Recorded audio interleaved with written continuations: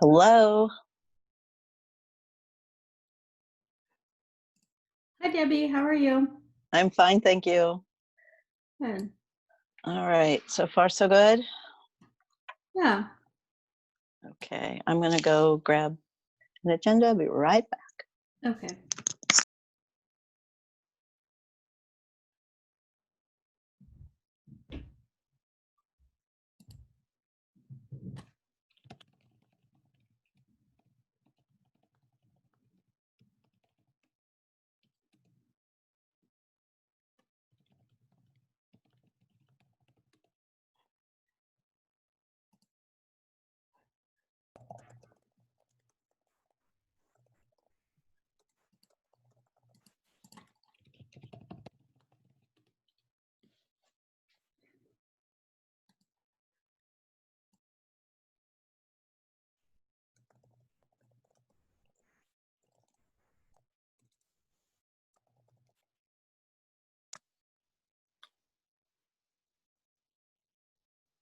Okay.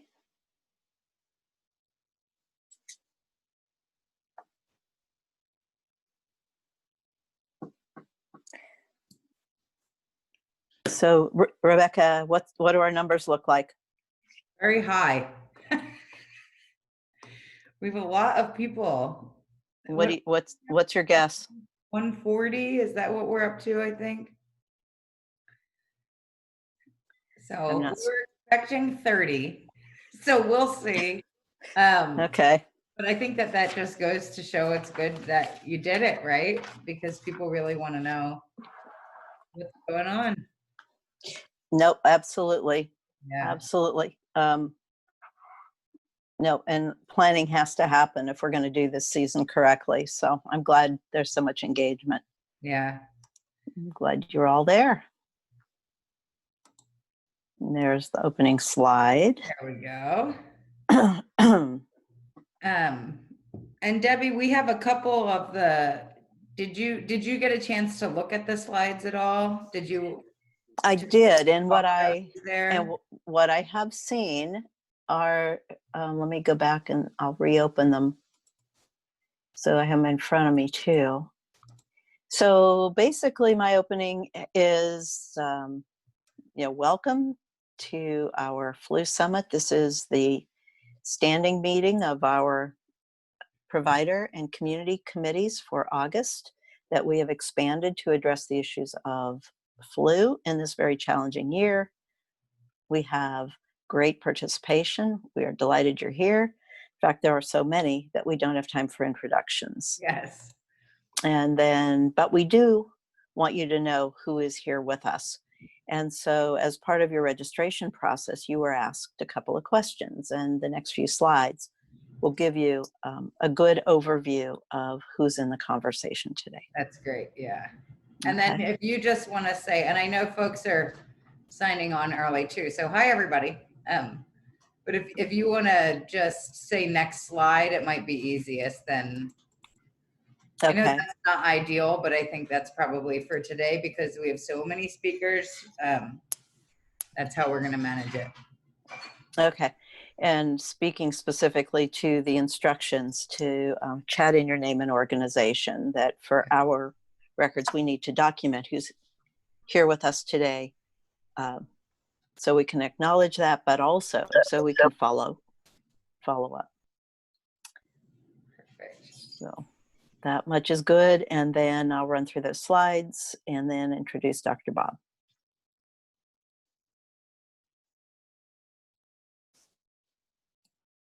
Debbie, can I ask, are you using your phone to speak or to call in?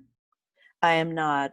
Well, I guess technically, yes, in the sense that I'm on my iPad and I have my headset in my iPad. Is it not strong enough?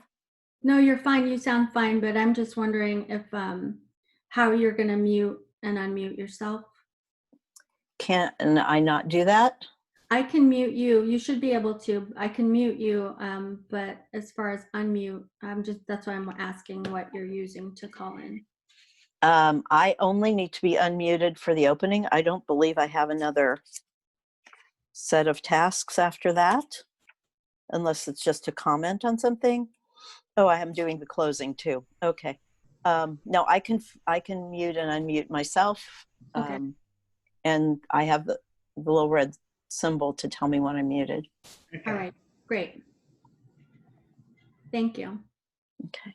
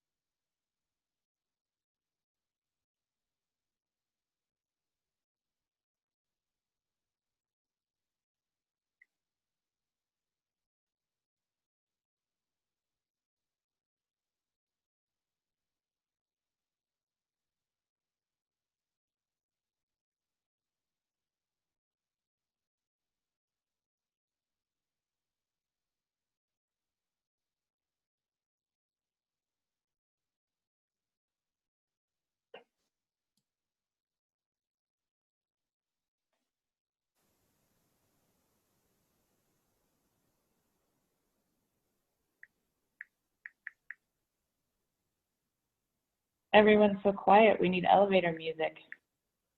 I know. We're never this quiet in the beginning of a meeting or middle or No. And we never Scared me for a second. and we never ask if we have any musicians in our group, or well, we do have a musician. We have Laura. But Yeah. what about Laura. what about singers? Anybody have a serenade? Oh, here we go. Laura's going to pull out her flute. I'm ready. So it's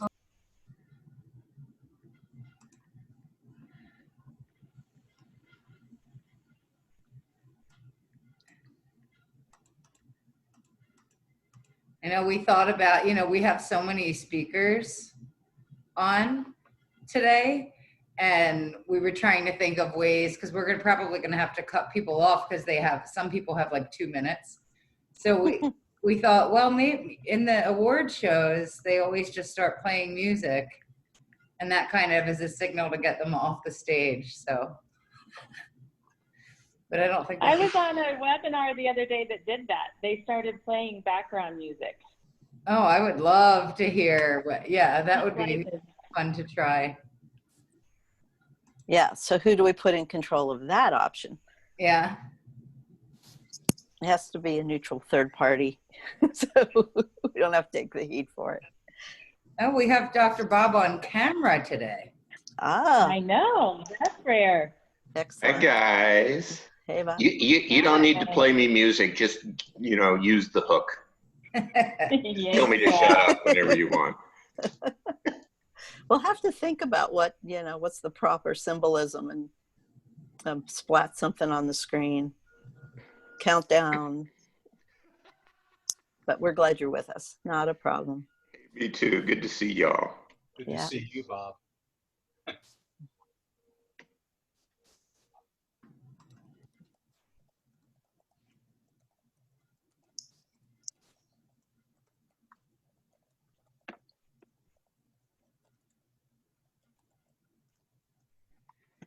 Yeah, good afternoon, everybody. We're just biding our time, waiting a few more minutes for people to come on board. We're going to start right at noon. So if you're already signed in or already on the call, go ahead and chat your name and organization in the chat box.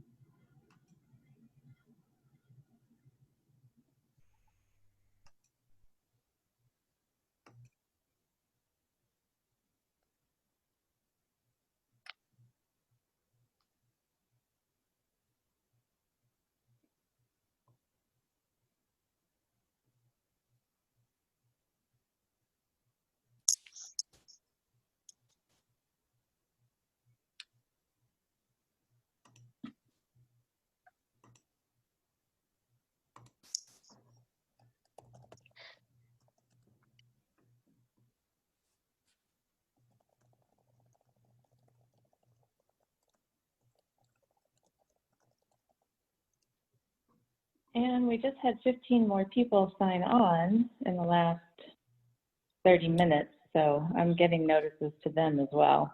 Oh, wow. Yeah. All right. Well, it's going to be a good conversation. Okay, we're counting down. Yeah, that puts us right at 150 joining us today. Unbelievable. For our meeting of 30 people. I was thinking we might push it to 40 or 50, but 150, guess it's in there. Yeah. It's a good team. We'll get this job done. Yes. Because Dr. Bob, you can't do it all by yourself, huh? I can't do it at all. What are you talking about? Where Oh, are my you goodness. calling in from? I'm actually back in Phoenix now. Oh, good. I really don't know where I'm going to be short term anymore. Jen, I'll tell you what's going on when you call me later. I'm telling you, there's already been speculation. We've already kind of discussed, well, where is he? I don't know. My last text was he was, driving a U-Haul. I don't know where he is. Well, I saw him assembling a table in Massachusetts. So. Aha. So Yes. I'm telling you, we need do to keep do a track Where's of you. Bob flu campaign and have you pop up all over the country giving flu shots to somebody on every news station. All righty. It's good to have the group together. Lots of good minds to help us work through this today. So good afternoon. It's 12 o'clock noon. We're gathering. This is Debbie McCune-Davis, the director of the Arizona Partnership for Immunization. And we are delighted that you are with us today. Our numbers are a little different than our traditional community and provider awareness meetings that take place on this date. And our current count is somewhere in the range of 150. So you're going to see us try to move through this agenda pretty quickly and make sure that everybody who's with us today has input. So 2 requests. One is to chat into the chat box that you are here. We do not have time to do introductions, but we do want you to know who's with us today.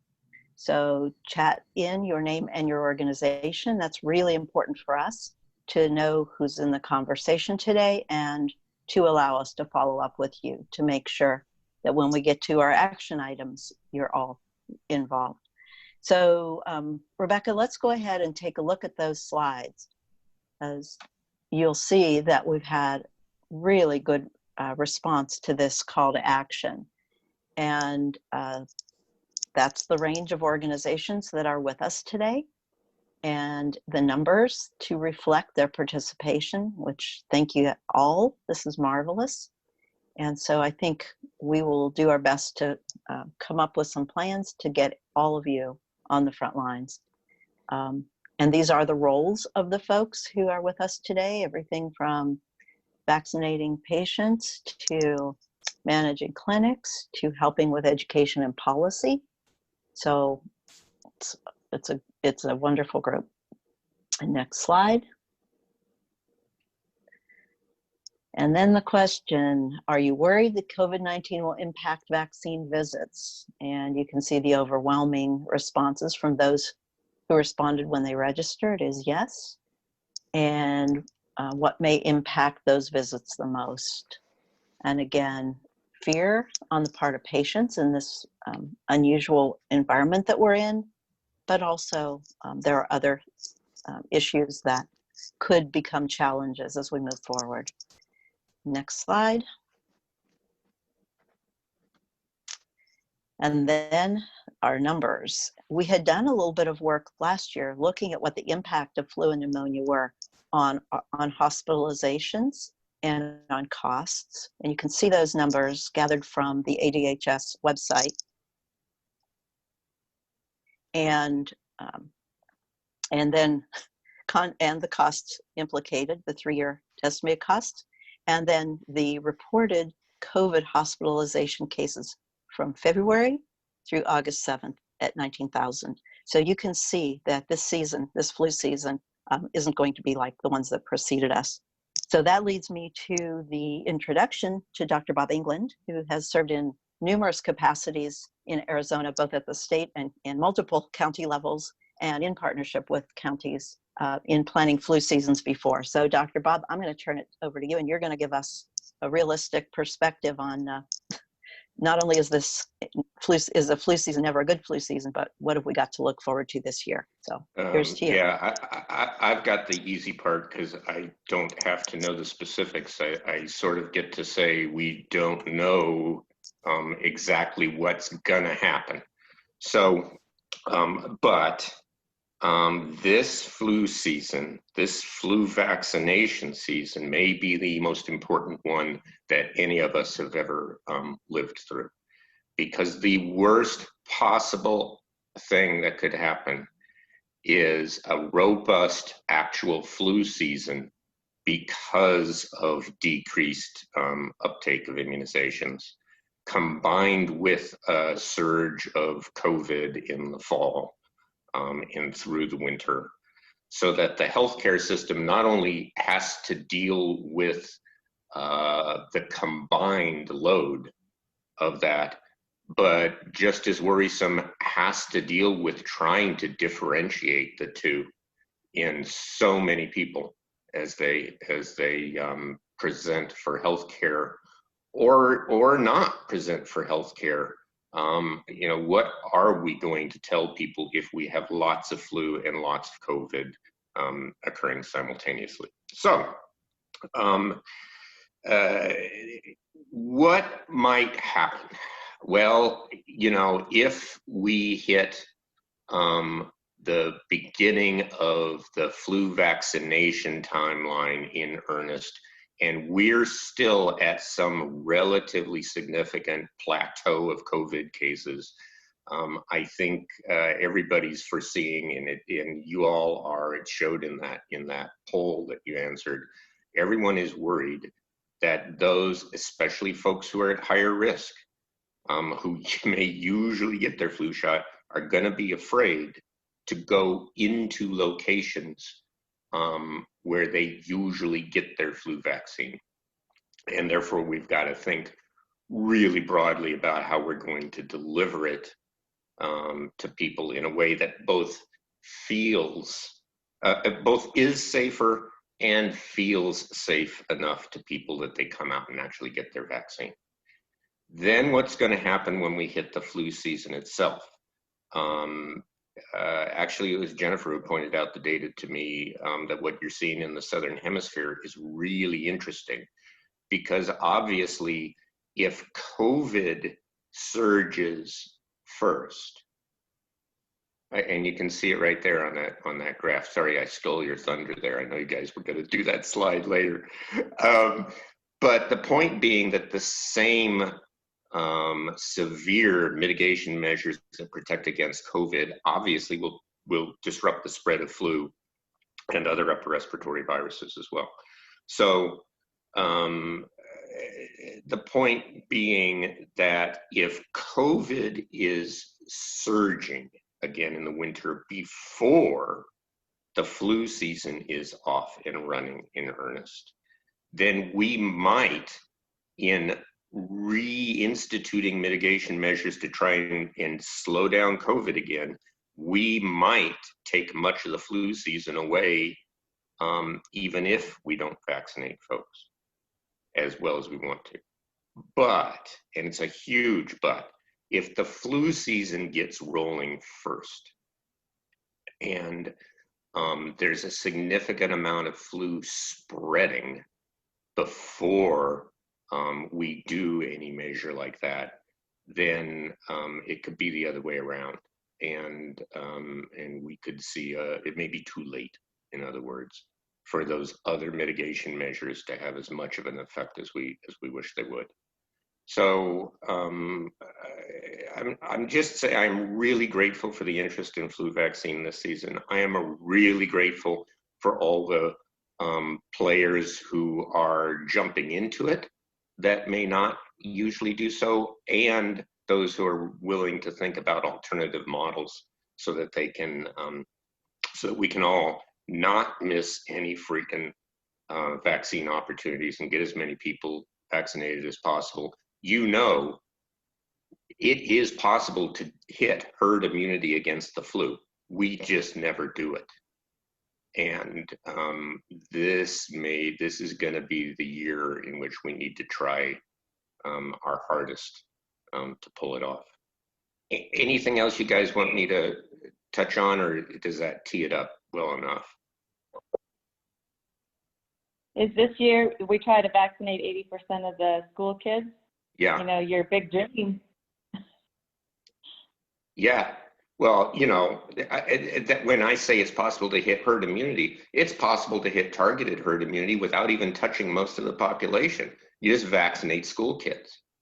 Now, if COVID has the schools closed, then it would be easier to hit that herd immunity target because you're going to have less transmission going on between kids than usual.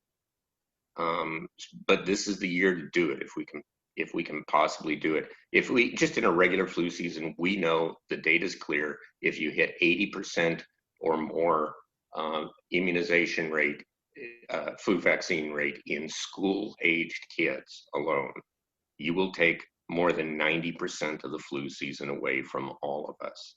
And it is a freaking tragedy that we never do it. The other thing for people to keep in mind this year is how are we going to dovetail COVID vaccine with this if we're incredibly lucky and sometime early in the new year we've got COVID vaccine available to some extent. And I'm shutting up now. All right. Well, we hope you stay on. And yeah, I am. So my name's Rebecca Nevedale. I'm going to be the timekeeper today. And I like that, Dr. Bob, you mentioned that this really is a bit of a trial run for the COVID-19 vaccine for when it comes, right? Because for the first time, a lot of our healthcare agencies and partners are immunizing people outside their patient panels and outside their traditional population. So FQHCs, some private offices and hospitals, they're hosting community-based clinics for the first time. And our pharmacies and the counties have all had a lot of experience and have expertise in doing those kinds of mass immunization clinics already. So I think that's why we thought this meeting would be our normal 30, maybe we'd get 50 people, but we have almost 150 people already logged on today. And I think that's what people are wanting to hear about from each other is how do you immunize outside your traditional population? So we don't have a ton of time to dig into the weeds today, but if this is valuable to come together, or it would be valuable to come together in smaller groups and focus on smaller topics, you can always let TAPI know and they can make sure to provide those spaces for you. So I think we're all Zoom professionals now. So remember, we do have an aggressive agenda today, but we do also hope that people can talk verbally and ask questions in addition to that chat box. So if you are speaking, hover on your Zoom screen, bottom left is where you mute or unmute. If you are just calling in, you're gonna do *6. And if Dr. Bob can figure it out, you can figure it out. So it's not that hard. And if you're speaking, we hope that you turn on your video because it's so much more fun when we get to see your faces. And as we're starting to bring together partners who haven't worked together, it's important that they see your face too. So same kind of area of the screen next to the mute is where you start your video. And on the bottom right of your Zoom screen is where you're gonna find your chat box. Because we have so many people, we fully expect there's gonna be robust conversation in that chat box. So use it. The real intention of this meeting today is to just get on the same page of who's immunizing who, where are they doing it, start learning where are those gaps. So this agenda was really designed to share information and for you to be able to ask clarifying questions and give ideas. But we know that with over 100 people, we can't all speak every time we want to, so please use that chat box too. Also, we are recording today's meeting, but it's just for our notes, so feel free to speak as openly as you feel like you should. So we're gonna start today with a policy and environmental update. We're gonna hear from ADHS. We are gonna hear from our manufacturers about privately stocked vaccine, or vaccine for privately insured patients. And then we've asked representatives from a bunch of different immunizing groups to share a really brief update, and have tried to craft as much time as possible for Q&A in for you, either through the chat or verbally. And because we really want to figure out how can we help each other. There are plenty of people that need flu shots. This year, there are plenty of doses to go around, and we really want to make sure that people are working collaboratively, and that's TAPI's job, is to help you do that. So we do want to make sure that you learn who's doing what, and that as public health, if we're all public health, we know where the gaps are. And we thought the best way to do this with this many people is to have you spend just 5 minutes of this meeting filling out a really brief survey. So if you go to the chat box, so hover on your Zoom screen, go to the bottom right, and click on that link. And we're going to spend 5 minutes for you to take that survey really quickly. And we're going to show you the data from this survey in the meeting today. So go on that, in your chat box, click on the link, and we're going to take 5 minutes to do that survey. Rebecca, you think it's a good idea if I email those participants that are just on the phone? I'd have to email it to everybody if you guys didn't mind a second copy. Yeah, I think that should work. People are good at it. Yeah, that'd be great.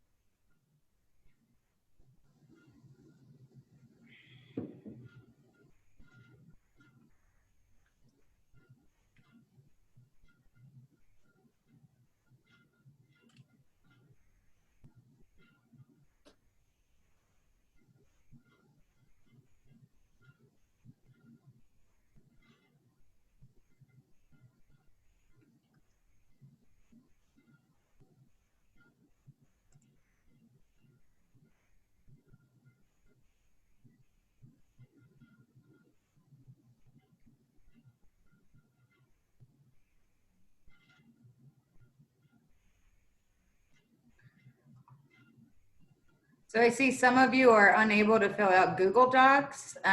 For security reasons, your organization doesn't allow you to do that.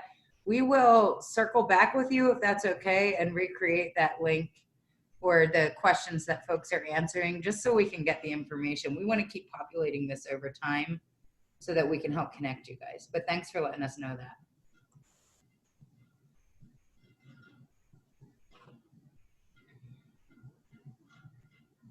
And for those who are logging in, if you can go to your chat box and click on that link, we're asking everybody to spend just about 2 more minutes completing a survey, a brief survey for us.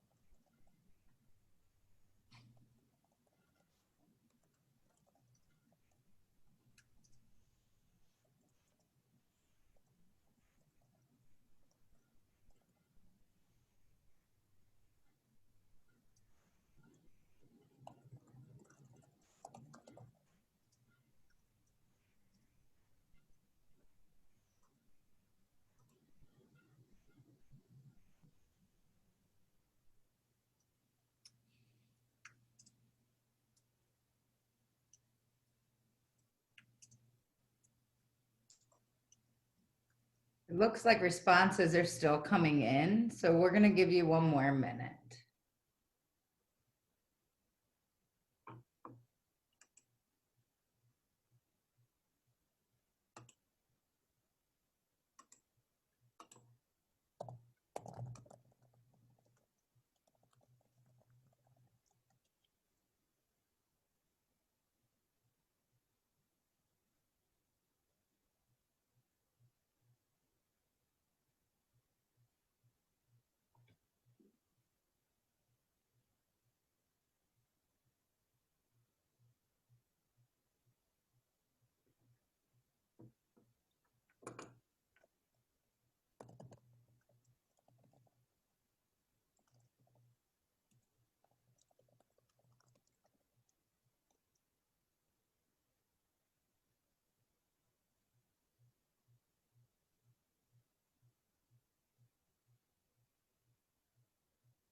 All right. Okay, we've hit over half of our folks. So you can go, if you're still finishing the survey, go ahead and finish it. Continue finishing it. But since we've hit over half of our folks, I think we're safe to go on with our agenda. So I want to first welcome Dana Goodlow from ADHS. Dana. Hello. Hi, you can tell me next slide. We think it'll help. All righty. Hi, everybody. Glad to see that there's so much participation in this call today. I have my slides in front of me as well, so if you are actually seeing me, I'm going to be looking over here. But I just wanted to also let you know, I am the office chief for the immunization program office with the Department of Health Services, and the things that I'm going to share with you today are from the public doses perspective. So what happens with your private doses will be different, but this is some of the information that we know at this particular time for the public doses that will be coming into Arizona. Next slide, please. Can I make my own go? There I can. Okay, so everybody wants to know, when are the doses coming? And the good news is, I think they've started. We have a little bit, very, very little bit, like 100 doses in the CDC warehouse, but the news is that they are going to be coming. So my best advice to you for knowing when there are vaccines available is to check ACEs frequently, because that's where we're going to let you know. That's where the order set will be opened up, and the presentations that we have available to you will be in your order set. So check ACEs frequently. We have 320,000 VFC doses that we order annually that we are expecting to be delivered, and the CDC has found us an additional 40,000 doses for VFC children. We have about 20,000 doses for CHIP children, and normally with our vaccines for adult program, we have just under 9,000 doses. But this year, there will be some supplemental flu doses that are going to be available for adults. And those are only going to be available to the county health departments and the FQHCs. And that's because it is really so limited. And those doses will be coming later in the season. They are anticipated to begin arriving in the warehouse in October and throughout January. One of the things Jennifer had asked me to do was to share our presentations of the different flu presentations that are available and the dosage and those kinds of things. We are in the final stages of getting that ready to pull together. So we'll be able to share that through TAPI in the immediate future. And the biggest takeaway for me for you all is, please don't wait on presentation choice. We really, especially with the vaccines for adults, we just really are not going to have the luxury of choices so much this year. When we did the pre-book for the additional VFA doses, we literally, this is how many doses we want. We did not get to say what type of vaccine, whether it's a syringe or a multi-dose vial. We didn't get to pick any of that. We just said we want more vaccines. So just be aware that not get your preferred presentation this year. That can't matter. We just have to vaccinate.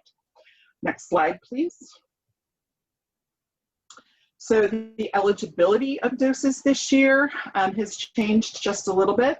The VFC doses are still just for VFC children only. So can't use them for anybody else. VFA doses, vaccines for adults, and the supplemental adult doses that will be coming, again, for the county health departments and the FQHCs, can be used for any adult. And this is a change. Normally, we would want uninsured adults only, but this year we've gotten special permission from the CDC that our VFA and supplemental flu doses can be used for any adult. Yet again, we want you to be looking at the insurance status of the folks that you're vaccinating. If you have the opportunity to use your private and to bill their insurance, we would encourage you to do that so that we get more vaccination across the state for our adults. And again, focus really here is on the risk adults in Arizona. So as much as is possible, that's where we want to target these doses. Next slide, thank you. And so where do we talk about it? Where do we report it? As is always the case, ACES is the place for all of it. You're going to order it there. You're going to receive your orders in ACES. You're going to include the administrations that you've done in ACES. You'll do inventory reconciliation. And of course, timely reporting is always, always, always, always important when you're in ACES. And what we're thinking is that this is a really neat opportunity to practice for COVID vaccine, which we think will be coming maybe this fall. We're hopeful. Next slide. So things to think about, things to share. The Department of Health Services is actually working on creating a flu campaign. I think I've talked about this in some of our other meetings. It is intended to be extensive from children through seniors, everybody, high risk, low risk, everybody. If you live in Arizona, you're going to be included in the flu campaign. There was a small work group that was looking at concepts. That kind of got sidetracked a little bit with leadership at our agency and work with the governor's office. My understanding is that all of that was under review this past Friday. So hopefully sometime this week, we will see what that flu campaign actually looks like, and we'll be able to start sharing some things out with our partners. Non-traditional vaccination activities, we shot an email out end of June about thinking about non-traditional vaccination sites. Maybe you want to do a drive-up clinic. Maybe you have other brilliant ideas or want to work with other folks. Our guidance is super high level intentionally. We want to just give you some things to think about in the setup, the execution, the reporting, and of course, keeping the vaccine safe. So watch for that email. I think Tappy sent that out, but we can certainly send it again. And again, the intention was ACES is the place with the helpful vaccine folks. Thank you, Jim. So we want to be sure that you have access to that super high level document. Also this year, and you'll see it starred and limited, says borrowing of VFC, and it should also be VFA if need be, flu vaccines is allowed. Traditionally, the CDC does not want us to be using VFC or VFA vaccines for anybody other than VFC or VFA eligible people. This year, they are allowing us to do just that.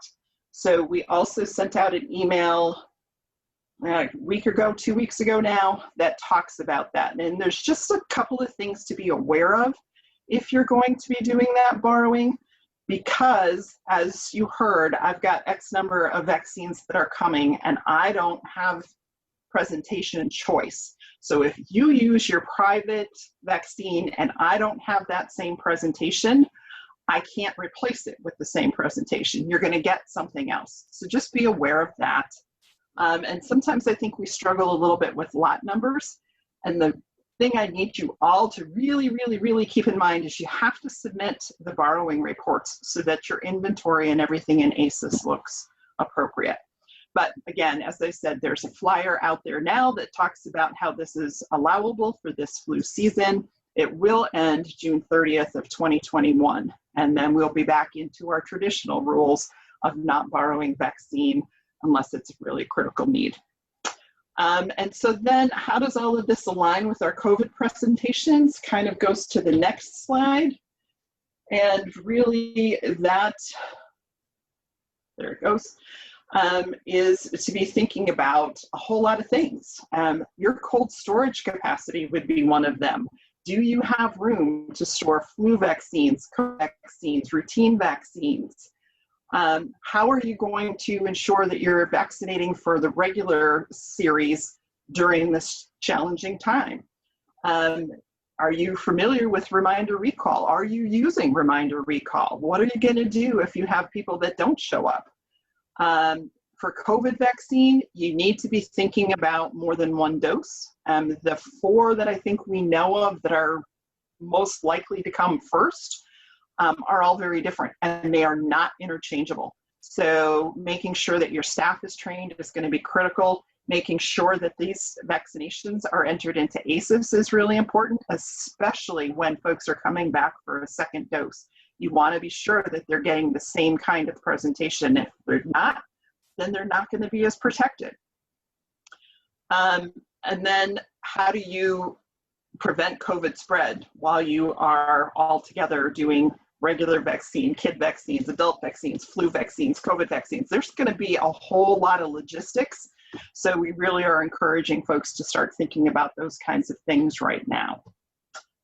So I think that's all I have. Miss Rebecca, I don't know, questions later? Oh, no, we'd love, if people want to ask questions now, we have almost 10 minutes, about 10 minutes to ask. I talk fast. There you go. We wanted you to say, oh, the COVID vaccine, it's coming tomorrow. So, but I guess we're not making. COVID vaccine might be coming in October, but again, that's going to be really limited. And, you know, tier 1 is probably going to be our highest risk folks that will be vaccinated. But the CDC is saying that they expect a pretty good amount of vaccine between January and June of next year. And that they have secured 660 million COVID doses. So that's enough to vaccinate everybody in this country with 2 vaccines. And interesting little piece that we've heard, not sure how this is going to translate, but so far they're not testing the COVID vaccines on children or pregnant women. So neither of those would be eligible for vaccination initially until they can do some more testing around those age groups. Yeah, I think we'll continue getting information out to Happywell about the COVID vaccine as it comes available. So we are going to hear from manufacturers about vaccines for privately insured kids, but if you have questions about anything that Dana talked about or those federal policies, go ahead and unmute yourself to speak up or chat them in and we can read them for you.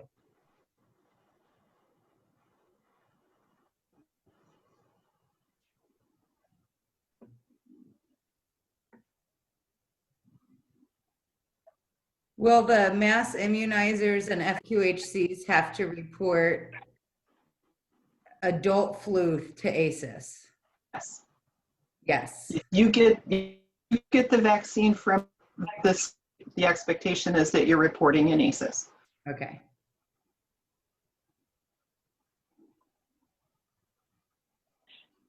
Are all of the FQHCs, the adult programs, signed up with ACEs, or is it just one sign up with ACEs for all of the departments in the FQHCs? Say that again. I think you're tripping me here. Yeah, that was a convoluted backwards way. I know that all of the FQHCs are signed up for ACEs for childhood, but do they have to have a separate login for all of their adult clinics as well, or is it just one? Right, that's a really good question. The way that the adult piece works with some of the FQHCs, because the adult program really is primarily for the county health departments because it is so small, only county health departments actually have FQHCs as partners for the adult. So the majority of the FQHCs in the state have just a VFC account. And so what we are working towards right now is setting up their VFC account with this order set to be able to order adult vaccines. So I think the short answer is no, you shouldn't have to have a separate login. You will have a separate order when to order the vaccine. Additionally, the few FQHCs that partner with the county have to go through a local approver process. So that county has to say, yes, it's okay if we send the vaccines to them. We're taking that away for these supplemental flues. So for the FQHCs will be able to order the flu for adults directly in ACES. And we're getting a question about data entry in ACES for adults. Will it need to be entered the typical way, or can they just do names and date of birth? No, we need all of it. Need all the information, okay. Yeah, typical way.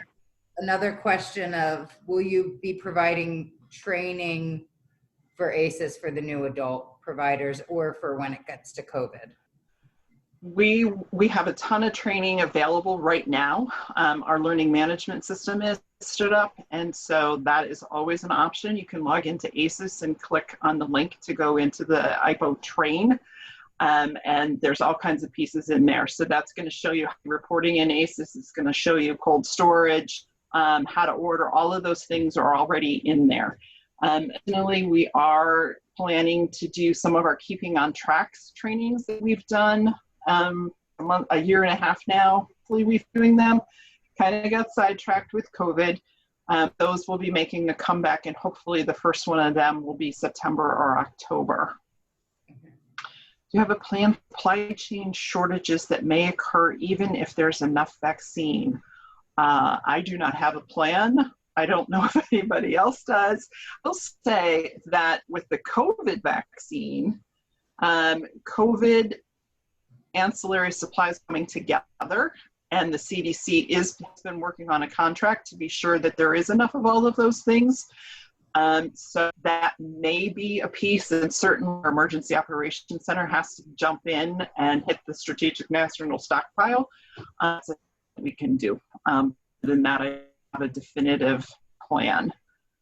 Hi, Dana. It's Dr. Copeland. Can I ask you a question? Yeah. Hi. If people want to do mass immunization clinics, even if it's for kind of their own population, but they want to do them as a drive-by clinic in order to be kind of safer, more socially distanced, not having people coming in, how do they keep that vaccine safe? What's the storage for that, you know, since it's temperature sensitive and they may be operating outside? So that's really incumbent on the provider. That is one of the pieces, obviously, that we want to be sure that the vaccine is maintained at the proper temperature. So if you have appropriate coolers, those kinds of things, data loggers should absolutely be included in whatever unit you're using to keep the vaccine cool. Temperatures hourly to be sure that the vaccine is, if something is going wrong, you still would have time to move that vaccine back into the building and back into its normal cold storage unit to protect it and keep it safe. But the onus on that is the provider's offices. Yes, and I think I asked the question just because I think people are hesitant to do it, but it may be a very good opportunity. And there are coolers that are sold specifically for that. And like you said, there are, you know, thermometers and things that are made to do that. And so people, if they're thinking about it, might want to, again, start to investigate that now, because, you know, the season is coming, and like you said, vaccine will be available. Right. And so hopefully, again. Well, and I do have a bit of a supply of the digital data loggers. So if you're a VFC or a VFA enrollee, shoot an email to me and we can send some data loggers out to you. But yeah, it's one of those things. Like I said before, we purposely left this really high level because everybody's going to have a slightly different idea of what's going to work best for them. Some folks don't really have a parking lot to be able to go and set up in. So really our takeaway is we really just want you to do your very best to keeping this vaccine temperature maintained. And the way that you know that you're doing that is with the digital data logger and hourly checks. I'm trying to And go Dana, back. I just sent that to everybody so you all have the document she's talking about and the slides. All right, So- I'm scrolling backwards on questions. Data entry, okay. Well, we don't, I wonder, does somebody have another question that they wanted to ask out loud? Because I think we can answer the chat ones as we go on too. Anyone else have another So, question? Rebecca, this is Debbie McKeon-Davis, and I have a question. We have some partners that want to do community-based flu clinics, maybe at a church, and there may be some ancillary costs related to that, one of which sadly might be security. Are there funds? I know we're talking a lot about vaccines and traditional delivery systems, but if we step outside that traditional system, are there any resources to support those kinds of activities? Not from my side of the shop, no. What about on the campaign side? The flu campaign, the media campaign? Mm-hmm. No, there's no funding for that available. Okay. Okay. Mm-mm. So in other words, when we recruit partners, they need to be prepared to bring some resources to the table. Yeah, Okay. I Important can to know. get that. Sugar. Right. Well, so we've heard a little bit about what presentation, well, we're going to hear about what presentations soon. You'll be emailed that later, but doses and when they're coming, everyone's going to need to make sure that the folks who are organizing your flu clinics, whether they're mass community-based clinics or inside your office like every other year, know what to do with ACIS and how to get those doses accounted for. You're going to need to look at policies in the event that you are swapping, because there's limited use for swapping. If you have other questions about federal policies that you need answered, chat them in. Dana, you kind of look at that chat and try and answer them now, or we can circle back with everybody afterwards. And if you have, there's a lot of questions about what's the email for where can I get data loggers? Do I have, make sure, put all your questions in. We'll try to get all those resources to you. But I want to go back to Dr. Copeland now. And can you tell us about Access as the health plan task force? Sure. Thank you very much, Rebecca. So as the Access medical directors, or each of the health plans as well as the Access itself, we are all very concerned about flu vaccine. And so after we had this topic come up multiple times on our medical directors meeting, Dr. Sarma and Dr. Salek and Dr. Ta basically asked several of us to form a task force to kind of figure out how we can, again, promote flu vaccination amongst our members, but also support the campaigns of everybody else rather than kind of reinventing the wheel. What can we do to provide kind of a consistent message? And so the 7 health plans for the Medicaid access have gotten together, and we're really just, again, looking at different things. And that's why this flu summit was so timely for us, because we really wanted to hear what everybody else was thinking. We knew ADHS was going to be having their campaign. And so our focus is kind of how can we support that? How can we help get that message out? How can we, again, come across very, very consistently? Because we know that already we are seeing lower immunization rates amongst all of our children. And so we're concerned about the low immunization rates in general, and we want to promote that.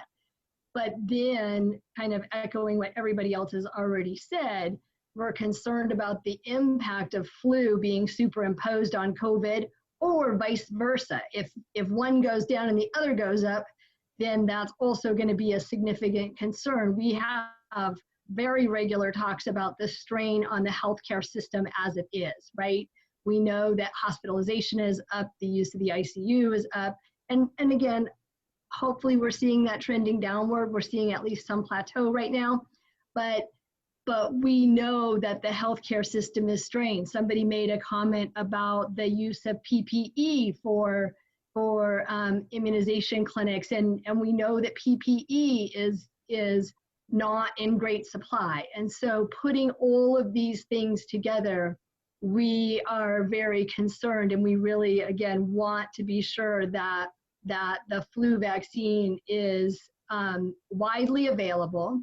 But then also there's concern, again, you know, there's a lot of disinformation about vaccinations in general. And then especially with COVID-19 getting a lot of publicity regarding vaccines, then there's also a lot of myths being circulated and some valid concerns, again, about testing and the rapidity of it getting to the market.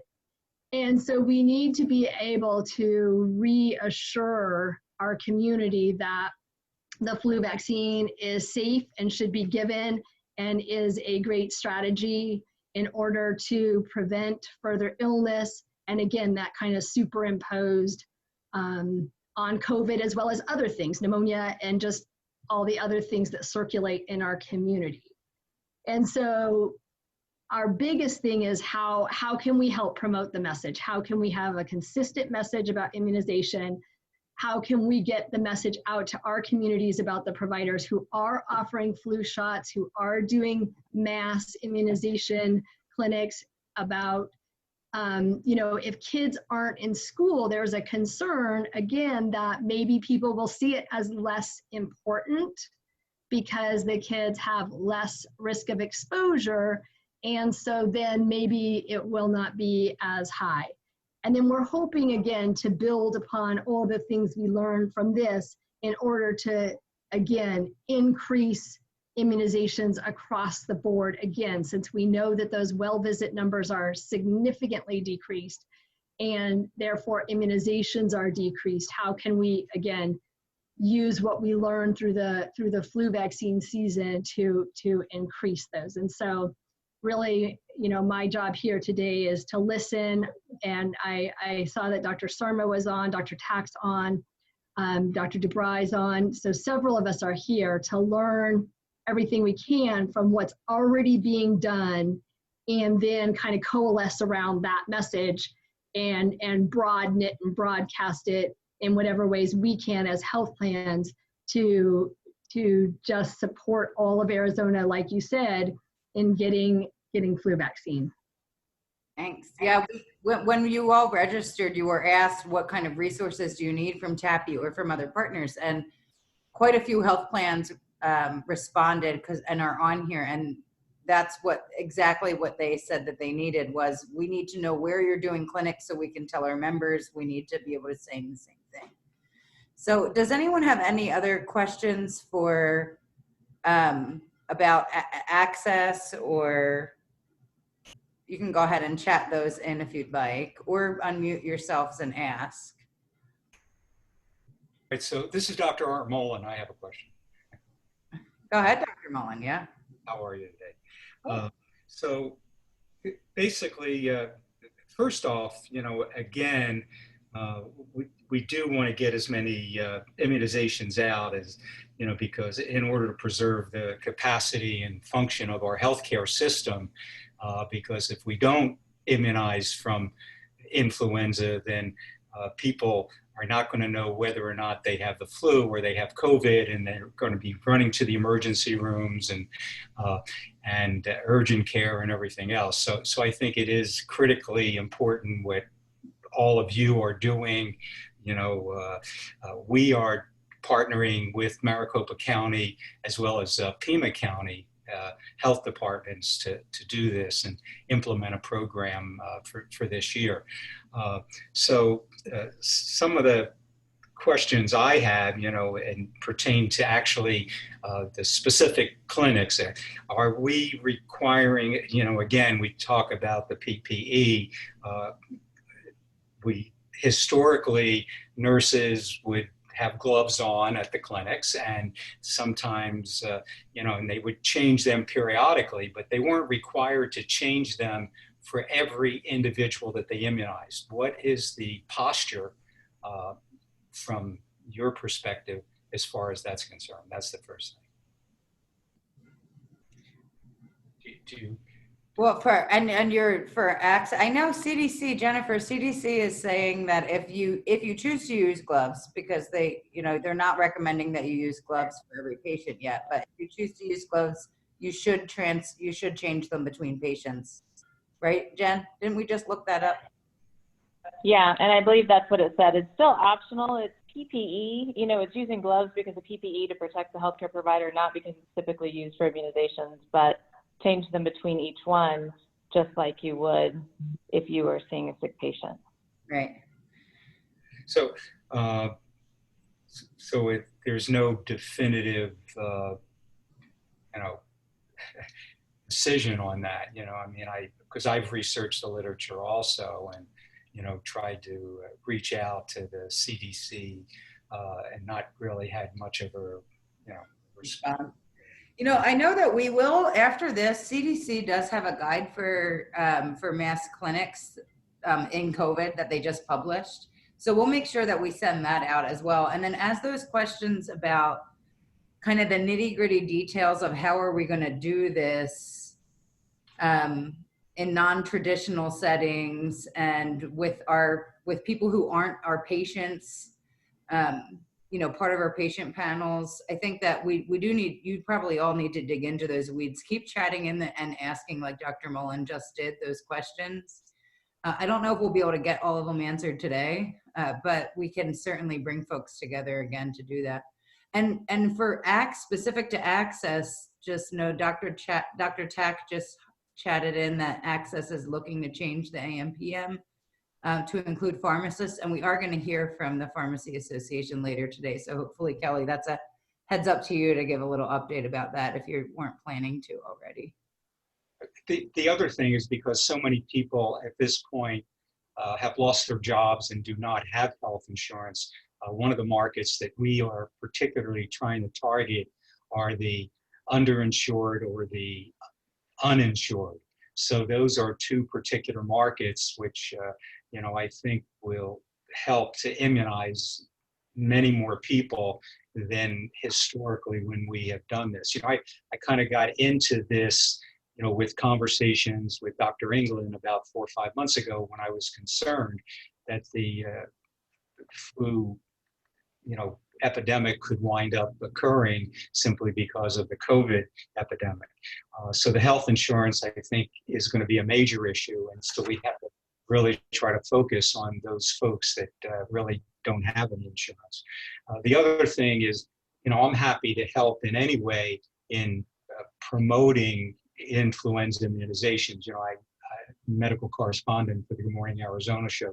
So I'm on every week, generally talking about COVID. Actually, this Sunday I was talking about the importance of getting influenza immunizations as well. But I'm happy to, be a source for promoting, the immunizations as much as possible. So good. Thank you. You're welcome. All right. Well, let's hear a little bit about, and keep all that discussion going on in the chat box. Let's hear from our manufacturers about our privately insured folks. And we have a lot more speakers left. So you each have just a few minutes, and I apologize in advance if I have to cut you off. But AstraZeneca, is somebody on the line? Do you want to talk a little bit about what you all are planning for the year and how you're seeing this looks for our privately? Yes, hi, this is Whitney Meadows. I'm the vaccine business manager for AstraZeneca and for FluMist. And just to give you all an update, we plan on CBER releasing our first lots this week. And obviously there will be a lot of prioritized doses heading to the CDC first thing. And then we fully anticipate to have 70% of all of our doses shipped out by the end of September. And just a reminder, if you have providers that are still wanting to bulk up on their doses that they're going to have available, we still do have a couple of million of doses of FluMist available for their patients ages 2 to 49. Thank Is you. there anything I'm missing that you think I should hit on? Since I'm going first. When can they expect their Private doses to be in the offices? So when we release those doses this week, it'll take 2 or 3 days for those to get sent out to McKesson and FFF, which are our distributors, and then it typically takes another 2 or 3 days. So as soon as those lots are released, like I said, we anticipate it to be either this Tuesday or Thursday. It should be roughly a week before they should see those hitting their physical locations. And do you have resources? We had gotten a question emailed to us ahead of time about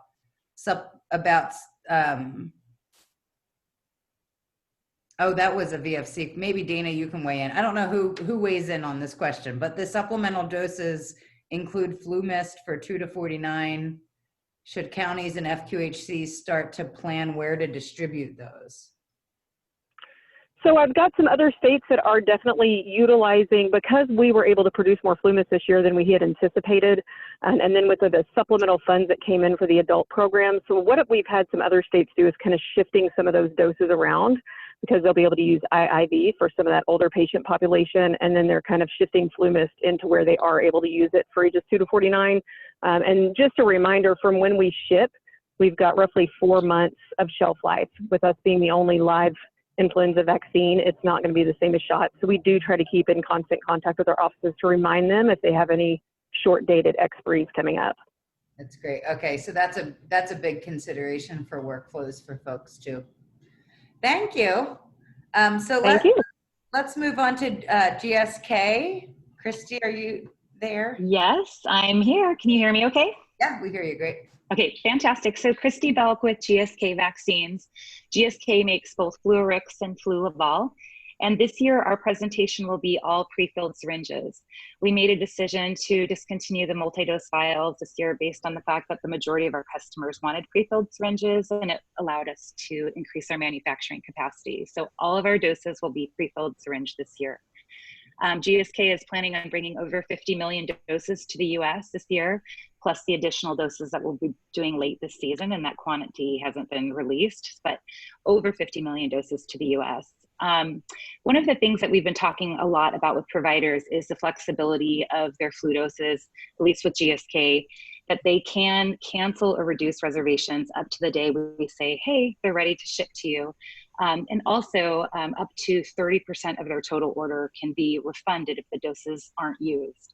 And I bring that up because it was such an important part of our messaging. Our number one goal with flu during COVID is that all providers have a sufficient amount of flu, that they have the supply that they need and aren't scrambling around trying to find doses. So knowing that there's flexibility has really helped in those conversations for them to really go back and look at, okay, with COVID, with additional demand, how many doses do we need?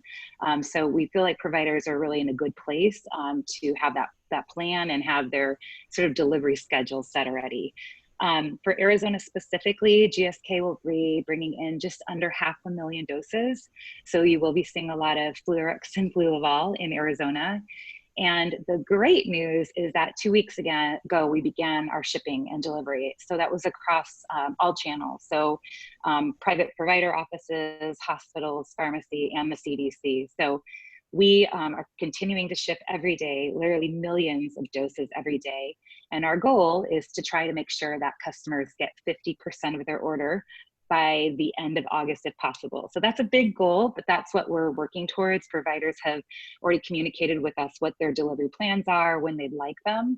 And again, we're trying to get flu in offices as early as possible, and again, as part of our COVID response to providers. One of the things that TAPI asked for were just resources that would be good for customers in flu. So GSK does have a website for healthcare professionals called gskpro.com. And gskpro.com would have all of our flu product information on it. It does have flu facts to give to patients, but also it has coding and reimbursement support if it's needed. So www.gskpro.com is a great resource to go to with any questions on your GSK flu. So I think in summary, we're in a really good place this year for 2020-2021 flu season, good for manufacturing and for delivery. Thank you. And go ahead and chat in whatever website, and same with all the other manufacturers, other things, chat in whatever you need to get out. Okay. So let's hear, Sandy, do you want to tell us? And you can go ahead and say next slide for these. Yeah, thank you. Sorry, guys. I just want to, my name is Sandy Biggers, and I'm the Regional Health Public Account Manager for Securus Vaccines. And although many of you have probably never heard of Securus, we're actually one of the largest flu manufacturers in the world. I want to take, next slide, please. So I wanted to take a minute to show you our portfolio because this year, Dana was talking about the VFC program as well as the VFA program, and 2 of our vaccines will be available on both of those programs this year for pull-through. So first, I'm just going to tell you, Fluad is our vaccine for 65 years and older, and that's an adjuvanted vaccine. But the 2 vaccines that are going to be available on the VFC and VFA this year are the FluCellVax, which is our cell-based vaccine, currently indicated for 4 years and above, and then Afluria, which is our traditional egg-based vaccine. So this year, the good news is we have already started shipping, just like a couple of the other manufacturers.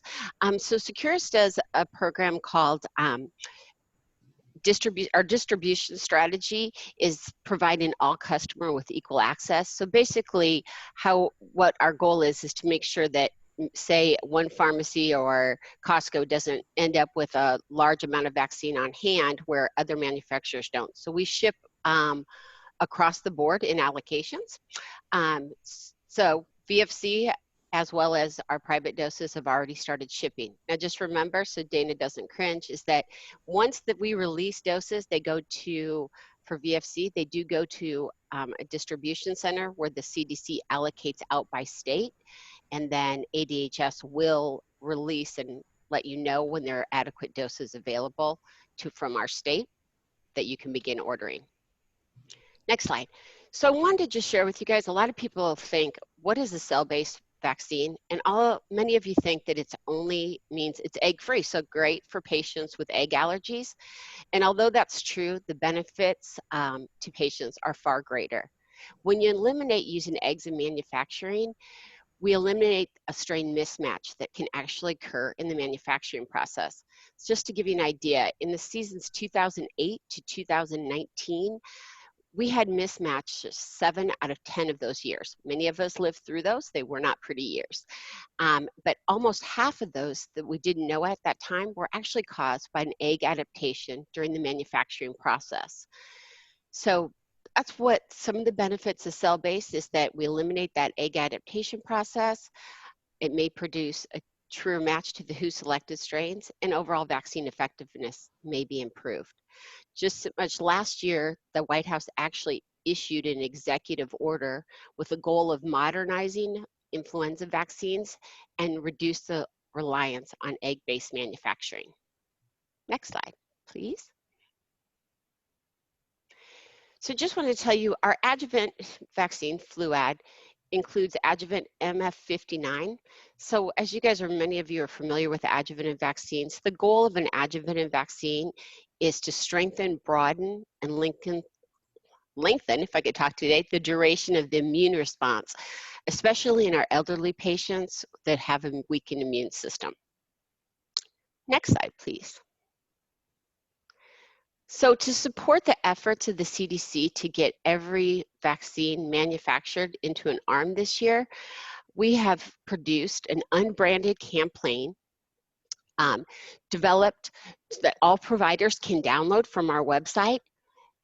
If you'll go to the next page, it'll give you a quick preview of them. So these are all of the different resources. One's a poster. I really want to draw attention to the email populated one. It's a beautiful tool that automatically loads an email template, and you can just put in who you need it to go to, and all of the campaign has been developed based on that picture previously for you. So it's a very simple and easy to use, gave you gave you ideas on things to use. So please look at them, they're all unbranded. I think you'll find some of them very helpful. And then I just wanted to say thanks for the opportunity. If anybody has questions or needs more understanding on cell-based or adjuvanted vaccines, please reach out. Thank you. All right. Oh, guys, sorry, quick update on supply too. If people need additional supply in late November or early December, we believe we'll have doses available too. We've committed to the CDC to continue manufacturing as long as possible to meet demands. Thank you. So Chad and Jen, do you want to talk about Sanofi? Yep, I'll go ahead and get started. Okay. My name's Chad McCain. I'm the key account manager for Arizona. I share that with Joni. She'll also speak here quickly.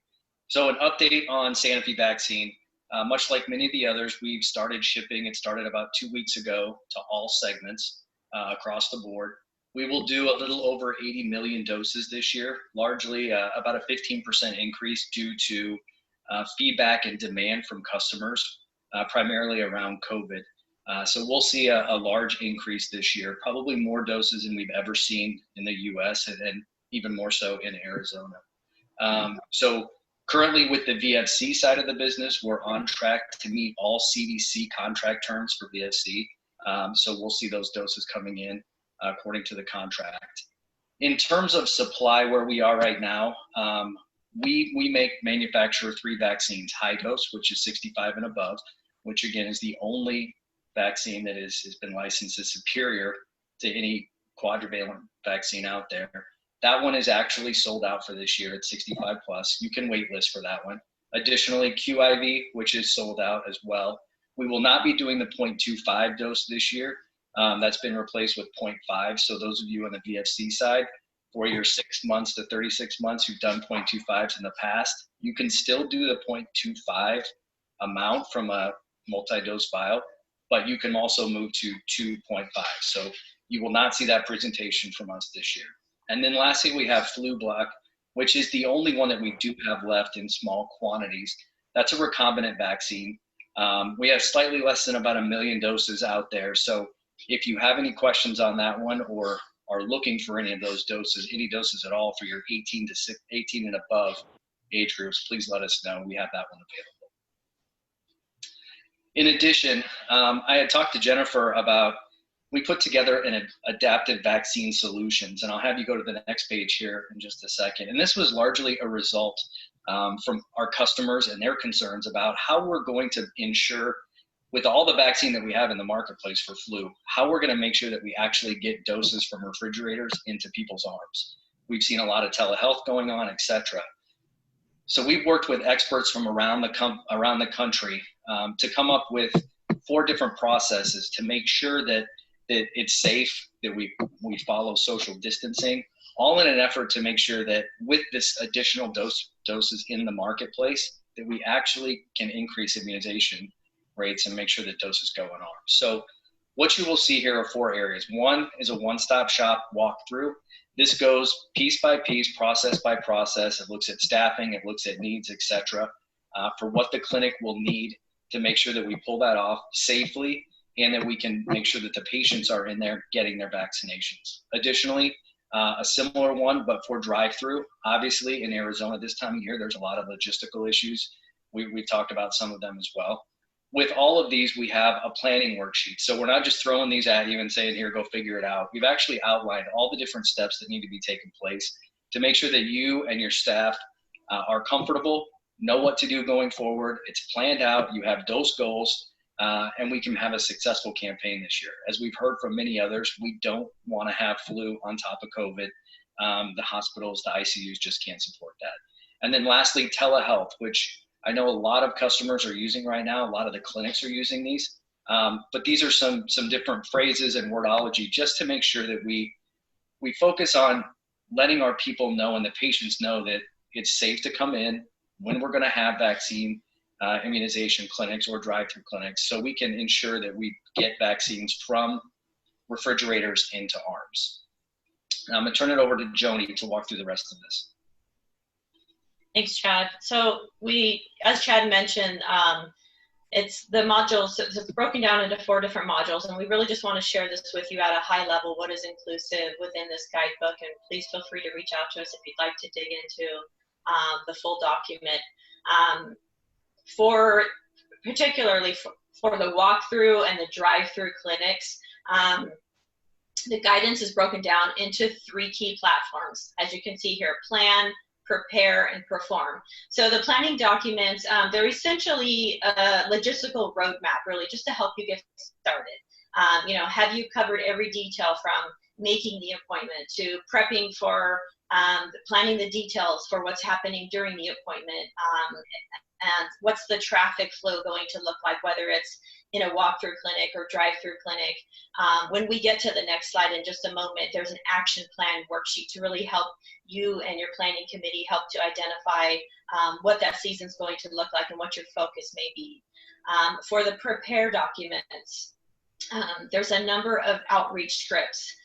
We've prepared messages for you for multiple channels, whether it be phone, email, text, social media. These can be utilized in both pediatric and adult settings. And you can utilize these however you need. There's scripts that you can use to reach out to your patients to let them know you have flu vaccine ready, and you're ready to get your campaign started. So for the perform section, this includes patient education, signage. All of these materials are free to download from our website. We offer an assortment of directional signage. There are posters to remind patients about social distancing. Certainly, Chad and myself were available to meet with you to dig into this in greater detail. We can help to order any of the materials in greater quantities, or if you'd like to order some of the larger patient posters. On this slide in the middle here, you can see what a little bit, and it's very small, there's an action plan worksheet.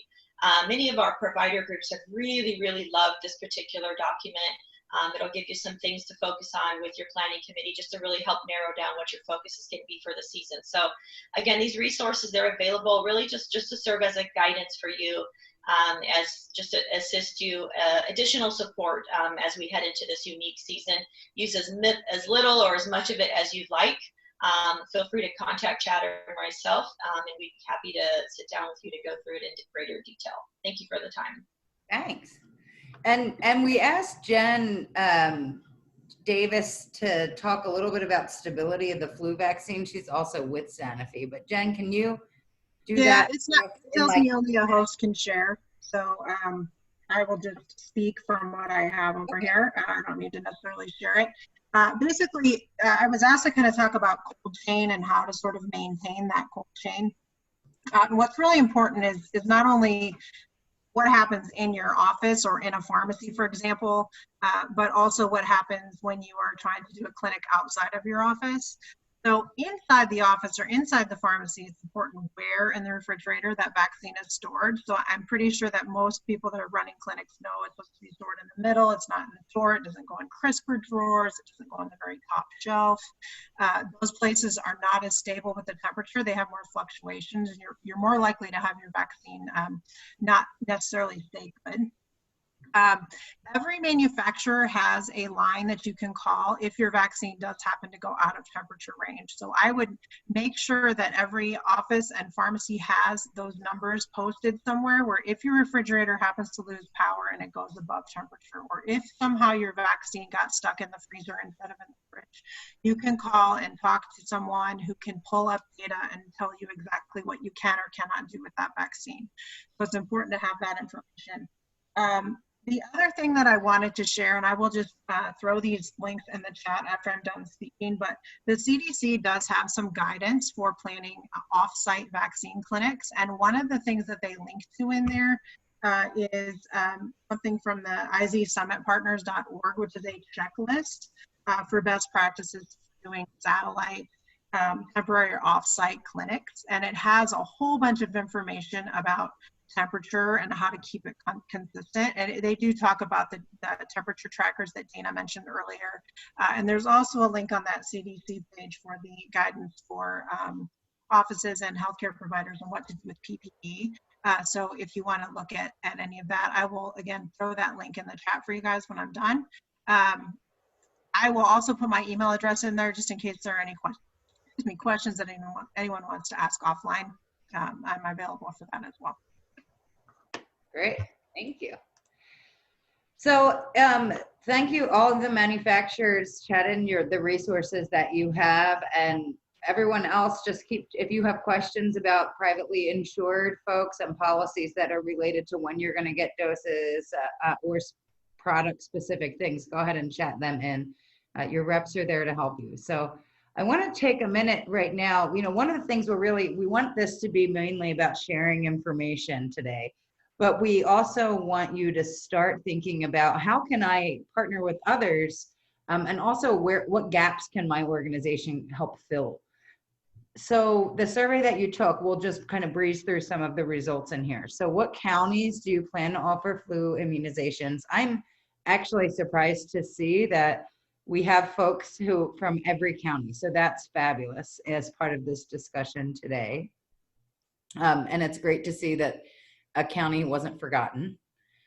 So we were interested in, you know, how many people are we, what is everyone's goal? Maybe someday we could even get a collective goal together that we can actually measure, right? So it looks like most of you are planning to immunize between 500 and 2,500 people. Very few are looking to immunize less than 500 people. Some of you on the call don't give immunizations or aren't sure, and 17.5% are planning to immunize 25,000 or more. That's really cool. And if you have comments or things that jump out to you, because this is the first time that I'm looking at these things too, feel free to chat them in. So will you have focused efforts to provide flu immunizations for any of these special populations? This is one that we are hoping you can look at and see if you need to adjust your plans or maybe offer different clinics in different communities. So it looks like a lot of folks are planning to immunize healthcare workers, which isn't surprising. Quite a few people planning to immunize long-term care staff and the residents. A lot of Native American community focus, which I know that when we logged on, we had a lot of IHS folks signing on. A lot of people looking at the homeless populations, Hispanic and Latinx, senior citizens and older adults. So here's where I guess were these this must be the other. Is that what happened, Laura? Do you want to give me like a thumbs up or something? Is this what they added in? Okay, so that's what people added in as others.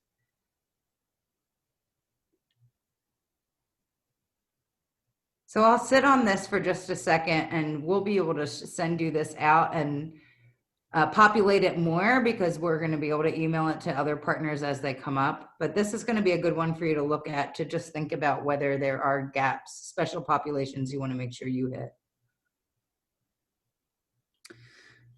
Which of these statements do you agree with? Okay, so it looks like most people, or not most people, but 34.7 are only immunizing your own people, you know, on your own property. About 30% of you are looking for partners are looking for places to go. So you have vaccine and you'd like to go to a church or a health center or somewhere to be able to administer vaccine. And only about 10% of you are looking for people to come to your clinic. But I'm sure that that 30% who are looking to go places want to know who the 8 of you are who are looking for people to come onto your property. So go ahead and chat that in now. And 25% of us still don't know, but that's okay. And then here's our ages. It looks like most of us, 64% are immunizing everyone, so that's great. And a lot of focus on adults, which is also fabulous. About 20-ish% of us are just focusing about kids. So we had asked open-ended questions too, and just so you know, they're texting me, the girls who were looking at this data while we were hearing from the manufacturers, that a lot of people want to help with doing messaging and aligning messaging. So that is going to be key. And a lot of questions about setting up drive-through clinic. And there's even some people who said that they have already done drive-through clinics. I'll bet you that was COVID drive-through clinics, but would be willing to share information with you about what worked and what didn't. So go ahead and chat in. If you know you're trying to do a drive-through clinic and you haven't done a COVID drive-through clinic, chat in now to find those friends who are saying, I'd love to help people with that. And there are also people who have volunteers to help you provide immunizations. So if you know that you're going to need volunteers, chat that in too. And we know that already the universities have been chatting and saying earlier today, saying that they have students that need clinical hours, and this would be a great experience for them. So we are going to continue moving on here. We asked a lot of our our traditional immunizers to just talk for like 2 minutes about what your sector's doing. So Shelley, do you want to kick us off and tell us what the FQHCs, and a lot of your folks are on today? I know, it's so exciting that they're all on. You're going to go ahead and move the slides through, right? So of course, go ahead and go to the next slide. I need to tell you about we're the Primary Care Association in Arizona. We have been so since 1985. As the State Primary Care Association, it's our responsibility to train and provide a technical assistance to our membership in any other federally qualified health centers, rural health clinics, or tribal organizations throughout the state. Next slide. These are some of the services that were provided, and we're very well rounded through on what we provide in our health centers. Again, we have 23 federally qualified health centers in Arizona with 1 urban Indian program. All of this combined serve at about 230 locations across the state. We are down from the bottom around Ajo and Nogales, and then we go all the way up to the top with Page, Arizona. So we do cover all of Arizona. And community health centers serve the most vulnerable populations within our communities. Sometimes they're the only providers in their communities. Community health centers go out and with mobile programs to go out and treat the uninsured, the homeless, and farm workers. Next slide. Again, you can go ahead and go through this. I know we're short on time. When COVID-19, reared its ugly head, community health centers across the nation had to really move into areas that they hadn't necessarily wanted to move into before, telehealth and televisits. We were encouraged to move quickly into those programs to serve our communities, so we could at least take care of people while they were at home, while they were working, and still doing outreach with the mobile clinics and still going out through our communities and making sure that we could get patients without COVID checked out, as well as patients we suspected had COVID, get them tested. Many of the health centers were quick to roll out drive-through testing, and you can think about, maybe things that you've read on the news lately. Vital Soul, one of our community health centers, has done a lot of testing throughout Maricopa County. So, and they are doing the drive-through testing. Some of the health centers have been innovative with creating well and sick waiting rooms for their patients, so that they can continue to do well child checkups and the ongoing immunizations for the vulnerable communities that they serve. Next slide. So our role in the upcoming flu season, actually got an email today from Matt Jewett with Mountain Park Health Center saying, hey, the community health center is going to be partnering with their counties. Yes, that's one of our main objectives in 2020-21 flu season, is working with our counties. They're expecting we were actually notified by HRSA and the Bureau of Primary Health Care that they expect us to play a vital role in the upcoming flu season. We do know that doses are coming directly for FQHCs, as Dana said previously, And our health centers partner with their different community county health departments to do flu clinics. This year, as was mentioned before by even Dr. Bob, we need to make sure that we minimize the community spread of flu and COVID-19. We want to make sure that we're not dealing with people that are, have both of these viruses, that we need to get ahead of it and make sure that we're immunizing our people as soon as possible. And by prioritizing that flu vaccine within the community health centers, we hope to be able to do this. And I think it also will get us geared up for providing COVID-19 vaccinations once they are available. I reached out to some of our health centers and got a couple of responses of what they're planning to do so far. Drive-through flu clinics, they're talking about that.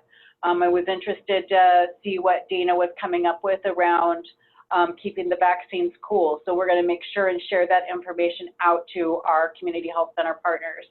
And then getting out within their communities, doing that community outreach and making sure and getting those immunizations in the arms of everybody within their communities. Next slide, and I think that's it. Well, thank you. And I know, all right. Does anyone have questions for Shelley? And those of you who are calling in from FQHCs, if you want to speak up and answer, I'm sure Shelley certainly won't mind and would probably prefer it. So, but does anyone have questions for the FQHCs or for the Alliance?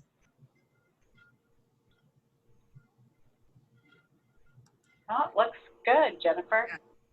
I mean, Rebecca. Yeah. Oh, and actually, as Jennifer, I wanted to make one comment.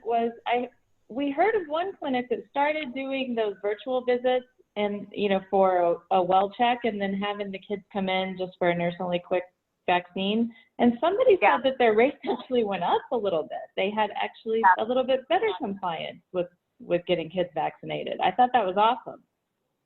Well, I think the ability to get, it's kind of like that reminder. You're having that phone call with that parent, going through their well exam, and then having them come in, do the vital signs and the immunization.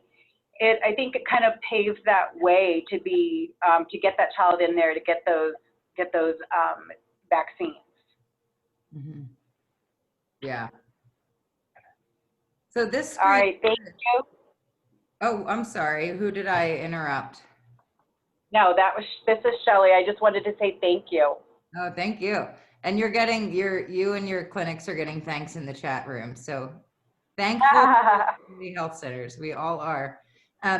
This slide here just says when people registered who worked for community health centers, what they said that they needed and what resources they really needed. So, and you'll get these slides afterwards, but we just thought it was interesting and maybe some of you can help fill some of those needs. So let's hear now from pharmacies. Kelly, fine, are you on the line? I am. Can you hear me? Yeah. Perfect. So I'll give a few updates based on what I know. Some of the stuff is still in the works, so it's not definitive at this point, but I'll share as much as I know to date. So first of all, I'll just go through kind of our capacity as pharmacies. Some of you may or may not be familiar with pharmacist provided vaccination services. And so our pharmacies can be chain pharmacies or independent pharmacies, and they offer vaccination services all throughout the year, either by appointment or a lot of them do it on demand as well, especially during flu season. And that'll continue. Some of the things that I think some of the areas or the gaps maybe that pharmacies are good at filling would be patients who may not have a regular healthcare provider, haven't established a PCP, don't really have a medical home. We can service those patients. And then also with our extended hours, most pharmacies are open in the evenings and the weekends. And so we provide that convenience for those who are working and may not be able to take time off to get themselves or their families in for their vaccines. Also, pharmacies also do off-site clinics, so they'll partner with different employers, nursing homes, community centers, that sort of thing, to provide mass immunization clinics as well. So there's a number of pharmacies that coordinate those types of activities to off-site away from the pharmacy. A couple of things that have come up recently that we've been asked about. One pertains to VFC. So even though the law allows our Arizona pharmacists to vaccinate children 3 and up with the flu vaccine, we haven't been able to participate in the VFC program because there wasn't, we weren't written basically into the state plan amendment, and so it was just 18 and older. I did have a conversation earlier this morning with Access, and they, Susie Berman did communicate their desire to want to change that, but also asked about our capacity with getting pharmacies up to speed with VFC. And so prior to COVID, we had had some conversations with the Department of Health and Access talking about what this would look like. There's definitely support to do that. It kind of, I think, got on the back burner with everybody just because we've been focused on COVID-19 efforts. There very much is still an interest from the pharmacy community in being a part of that. That's been a patient population that we have to unfortunately turn away, that we would like to start to be able to service. And so whatever we need to do as an association to get providers up to speed to whatever the capacity is with the health department, I'm willing to help out with that initiative. Hopefully we can get sites up as quickly as possible. But again, I think there's going to be some limitations with just scaling that with the different things that need to be done and getting the pharmacy set up, but then ordering and all of that. So I'll be following up with the appropriate people to figure out what can be done, especially maybe in areas where there might be a bigger need than others. Maybe that would be the best place to start. And then the other thing that I'll update everyone on too is, so there is an effort by our pharmacy board to allow our pharmacy technicians to help with the administration. So the pharmacist is still making all the clinical decisions, deciding what vaccines our patients receive, but the technician will be able to help with the administration. So we're hoping that this can go into effect to help with our flu and COVID vaccine efforts. The Board of Pharmacy did request rule exemption through GERC, and so that's been done. I don't know that they've received notification back if that's been approved. We anticipate that it would. Final language is supposed to be approved at the September board meeting. We're already working on a training program that we can roll out in the next few weeks for technicians, so that we can start doing that in preparation for all of this. So those are my updates. Happy to answer any questions. Thank you. And if anybody has any questions specific to pharmacies, go ahead and chat them in, or does anyone have anything verbal that you want to, burning question you need to ask? All right, well, the other people who are really used to doing mass immunization clinics along with pharmacies are the county health departments. And we know we have quite a few counties on the line. So we hope that all of the counties will chat in what you're doing. You saw that grid that we showed of that data from the survey we took earlier. There's people here in your community who are immunizing people. So, but we wanted Maricopa County, if you could speak up and really briefly, is Macrina on? This is Macrina. Macrina, all right. Well, Macrina, talk fast. Okay, here I go. I'm going to talk really fast. So our goal is to really fill the gaps. We know the pharmacies have built great relationships with their folks who come in yearly to get their flu vaccine. We know that our FQHCs do a great job with their clients and their patients and their families. We know that healthcare providers want to make sure all their folks get immunized. What we really want to do is fill the gaps. We have bought record number of flu vaccines this year. We have several partners on contract, as well as we're going to be working with our EMS, our firemen, getting those folks on some IGAs to go out in communities and provide vaccines. The good news with that is that they can also practice their plans to administer COVID vaccines. So actually work with them providing technical assistance. And again, we just want to fill the gaps. So the thing that we can ask from all of you is if we could have information where you're at and where you're going and where you've set up to provide vaccines, we want to go someplace else. We want to make sure that everybody in Maricopa County has the opportunity to get a flu vaccine. And if they don't want a flu vaccine, at least give us the opportunity to explain why they need a flu vaccine. How was that, Rebecca? That was good, nice and fast. What's you asked for? Well, we did get a question emailed ahead about, are some counties, and I know you can only speak for Maricopa, but when you think about your colleagues in other parts of the state, are they having staffing problems because of COVID that is going to impact their flu immunizations? So sort of keeping that in mind, what we've done is we do have several partners, either through contract or through agreement, that we're going to use to assist in immunizing. We have been providing immunizations using PPE.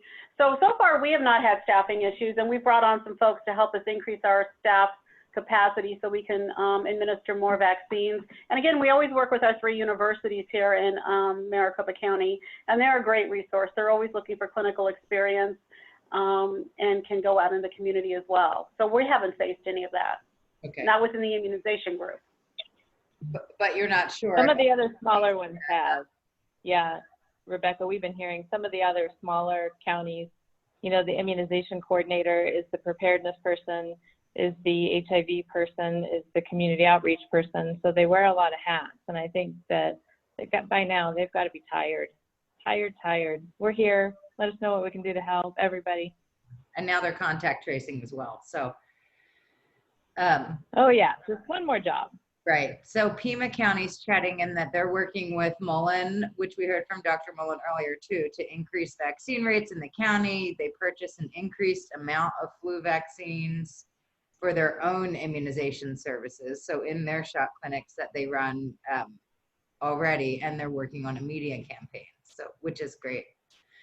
So Macrina, do you want to know where they're doing all their community clinics, right? Because you don't want to go to Christown Mall if there's a flu shot clinic at Bolero or Abrazo right across the street. Right. We don't want to, whatever all of our partners have planned, what they have scheduled to go out and provide immunizations, we don't want to go there. We want to go to where nobody else is. I mean, that really is the county health department's role, is to fill the gaps. And like I said, we've brought on a lot of partners who can help us do that.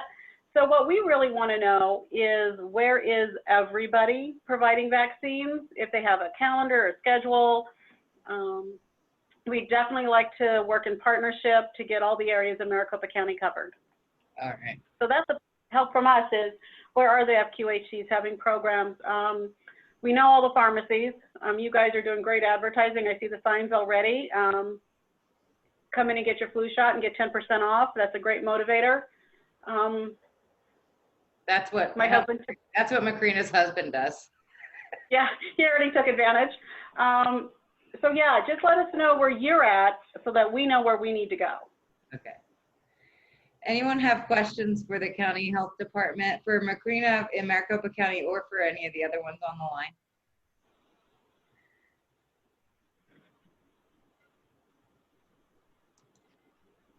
So then when we asked health departments, what do you need? They said this, what Macrina just said. So we want to fill in those gaps.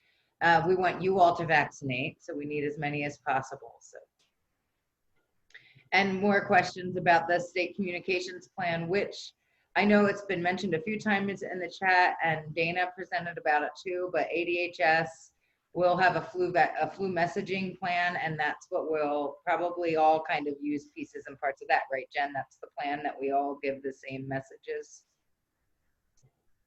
Yes. Yeah. Okay. So that we're all amplifying the same thing. No matter where you go, you hear from your doctor, your pharmacy, your health plan, everyone, the same consistent message. So can I chime in real quick? Oh yeah. I'm sorry. This is Dana again, and one of the things that we're working on is pulling some tools together to start onboarding folks in preparation for COVID vaccination. So our hope and our desire is that we're going to have a whole lot of names and locations of folks that are going to show interest in being COVID vaccinators. So we certainly are going to be able to share that with all of our county health departments and other partners as well. So as you're trying to identify them, we're trying to identify them, and hopefully we're going to have one cool place to catch it all. Thanks, yeah. Mm-hmm. So, and Dana, this is Jennifer. Should some of the mass immunizers maybe that are working with counties, should they sign on the onboarding program, or with ACEs first now and then onboarding? If you're vaccinating tomorrow, sign on with ACEs now. If you're getting geared up and it's going to be another week or so, give us a little bit of time and we'll go through the tool.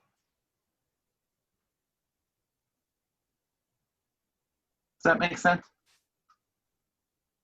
Is that good? Yeah, Jen? thank you. That clarifies. This is Angela. It might help clarify too. Everyone that is going to be giving pandemic vaccines will eventually have to be sign up through our onboarding tool, even if they're already in ACEs. And that's for COVID, not flu vaccines in a pandemic, COVID-19 vaccines. Yes, thank you for clarifying. Yes, the COVID-19 pandemic vaccines. Thank you. Yeah, I think that, you know, how things keep getting blurry between traditional flu season and COVID, and are we practicing and are we not? I mean, that's just kind of our reality right now. And using this flu immunization season as a trial run will be really important. So are there things that we all can test, especially with who we're pretty sure are going to get those first wave of vaccines, you know, your essential healthcare workers, probably your over 65 population. That's probably who is going to be bubble to the top of the list of who gets those COVID-19 vaccines first. So how is your system thinking about your efforts to immunize those populations and being able to test something about whether it's reaching them or getting them to come in or to initiate that series or whatever it is. So hospitals are immunizing outside their patient populations, and we have Donna Furlong, who's on our steering committee, but is with Banner Ambulatory Center and loves thinking about small tests of change. Me and Donna geek out about that a lot. Me too. So Donna, can you tell us a little bit about how you're thinking about this, but other hospitals who are on the line, we know there's a lot of you, please chat in your plans just like we asked the counties to do. So let me back up just a little bit. We stood up our first COVID testing center with 4 days notice. Since that time, we expanded to having 5 testing centers. And then when it got too hot because we were out in the tents, we now have moved to the fairgrounds. So the scene you see behind me is actually the Arizona State Fairgrounds. And we have done as many as 1,200 a day through this test site. So we're really excited that we were able to do this and to have this resource. And now we're looking to how do we convert that over into giving flu vaccines, and can we do it through the same type of process and do it through a drive-through process. So we're super excited to be looking at that. In fact, I have a meeting later today about how we might pull that off. Cool. How do you know if the hospitals are providing more flu immunizations in the hospital settings? I know that across the board, Banner has ordered more flu than we have in the past in anticipation of needing that. And our CMO has issued us a challenge to run out of flu by the end of October. Cool. So her goal is that we use up all our flu by the end of October. So Securus, I'll be calling you because, you know, in November, we're going to need more flu. All right. And Jim's asking if there's corn dogs there. There are no corn dogs, no funnel bread. I'm telling you, we just got bare bones fairgrounds out here. So you got chips. I know. Fair. Although I hear the fair is coming. They're still planning for the fair, so the end of September to the end of October. And so they told us that we could give funnel cakes with our COVID testing. So there you go. Did you tell them we'd like to give flu shots to all of them as well? Right, absolutely. We'll line them all up. So if there's any other hospitals on the line that want to speak up and talk about how things are going to look different in your systems, please do so. Or chat it in.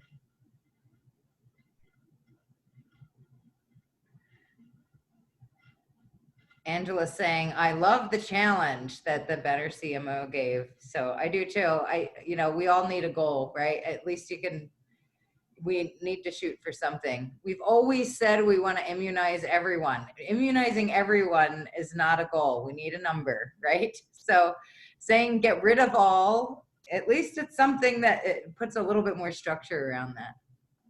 Paints a better picture. So when we asked hospitals what do they need, there was a lot of things that about helping devise plans for drive-up clinics, member education, and a lot of tips, not just from hospitals, but from the health centers and the primary care docs too, of just we're always struggling with how do we convince people to get a flu shot? How do we overcome a lot of these really pervasive myths that you hear all the time in our families and in our neighborhood groups and everything else about the flu shot. So. Well, and I'm already starting to hear that, Rebecca, about the COVID vaccine. We're already starting to hear that it wasn't tested enough. It's too new. All the same things that we've heard about HPV and the flu shot for years. Right. So I think we're going to have some really strong talking points to help the strongest among us that should be advocating for this vaccine to actually feel like they can. Right. Good point. We'll work on that too, Donna. Next project, when Donna's away from the fairgrounds. So yeah, are we ever going to work our way out of a job yet? I know that's been Debbie's goal for a long time. It just doesn't look like it, does it? Well, if it's because there's more vaccines coming, that's not a bad thing. No, but we got to get everybody to get them. Yes. So we know that there's other groups too, and want to make sure that we give time for the traditional mass immunizers to share and just spend some time doing kind of a free-for-all of here's what I want these colleagues to know, or here's what I really think I need help with. Can I give a verbal ask right now? And maybe, just maybe, someone will follow up with me after this call. So there are some private practices on the line. When we asked them, they said they needed help also with drive-through clinics. I know that there were some other suggestions in the chat box about what TAPI can do to help you with that. So please, continue chatting those suggestions, where our ears are open for you. Lots of discussion about PPE. Quite a few practices talked about that, as did the FQHCs. The universities need to put their nursing students at your site, and this is really critical for nursing students. For everyone needs. Students of lots of different professions are really having a hard time getting their contact hours. If I could chime in. Can you hear me? Oh, yes, please. Yeah, I teach nursing at ASU, and when I lived in Arkansas for 21 years, our students used to help give 250,000 flu shots every fall for our bioterrorism practicing, the drills for our state practice. And it was a wonderful experience, and we're trying to help do that here, but if anyone wants our help, we have to have a contract with your agency. The ASU requires it, so we have to start planning ahead. We're trying to work with Maricopa County Health Department to try to do a drive-through flu vaccine clinic, maybe with the fire department, but we need to get a contract with that with the fire department. So be aware of that. You can't just say, hey, can you come tomorrow and do this? So it's an academic issue. So just be aware, if you want our help, we'd love to help. And also we have certain days when the students are in class, so it's not as wide open as you would think, but we love helping with flu vaccines and COVID. Thanks. So are nursing students allowed to perform COVID testing? Oh, they actually are not. I've been doing COVID testing for quite a while now. I helped in April with the nasal, but now we're doing the ASU saliva testing. Anybody who helps with the ASU has to be trained, and they have to take all these environmental health service classes and waste management and HIPAA and all that. So a lot of them have not taken that training, but they can give flu shots with faculty supervision or RN supervision.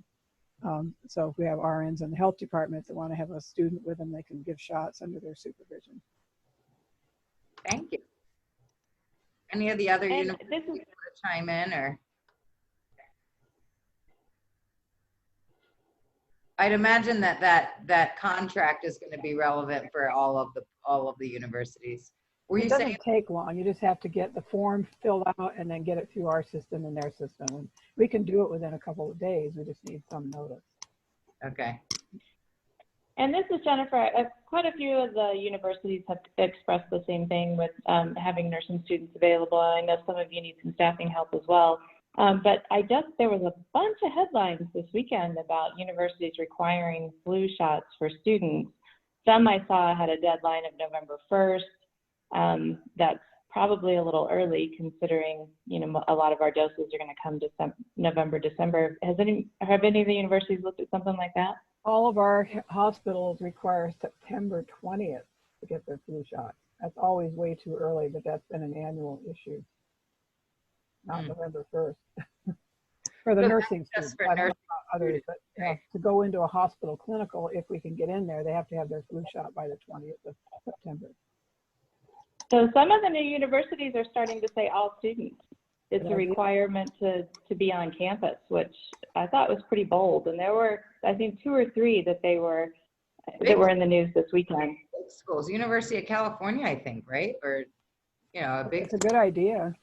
Mm-hmm. That's often we have anti-vaxxers out there in campus. Yeah. Yeah. So there are also, just to bring your attention, Doc, there's some talk about reimbursements for those of you in the private practices. Dr. Tax clarifying a few things in the chat log right now. Donna wants them to require more than just flu while we're at it. Well, we all want HPV and everything, but today we're just solving one disease, Donna. Okay. So does anyone else have other thoughts or things that you feel like you really need to share, you wish was talked about, especially the mass immunizers who aren't pharmacies or counties, are kind of traditional, like Dr. Mullen does, or anyone else that didn't get your sector wasn't represented?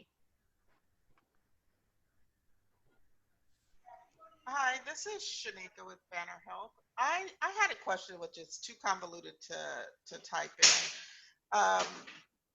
As we advocate for the flu vaccine and when we get a COVID vaccine, some of the things that we're hearing about antibodies and, some people not retaining a good level of antibodies, how would we advocate for the COVID vaccine if they're saying, you can get COVID and still not have immunity? How do we advocate for giving the COVID vaccine and possibly still not acquiring immunity? Yeah, that's a great question. What are people's thoughts on that? How will you do that? Dr. Bob, what do you think?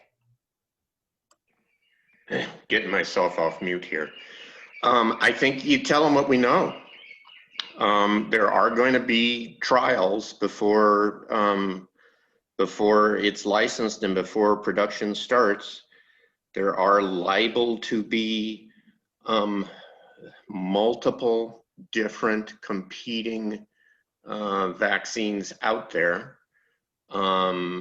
The data may not look great. We don't know yet.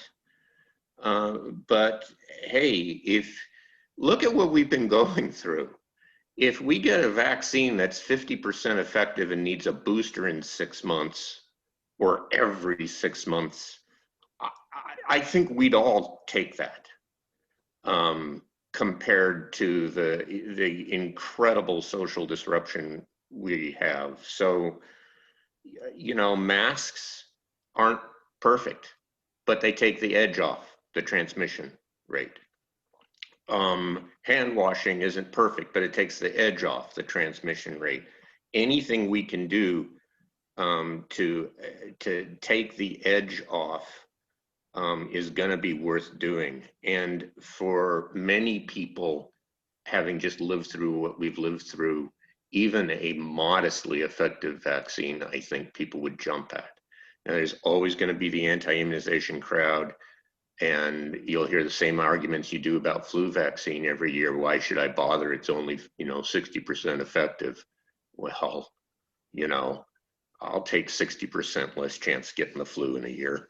And you can build herd immunity. That's the thing.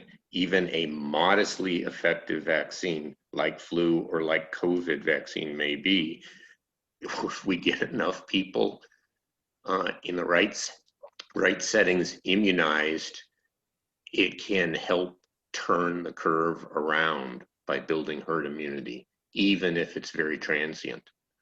So it may well turn out, guys, that this is an annual vaccine, just like flu. We just, of course, don't know yet.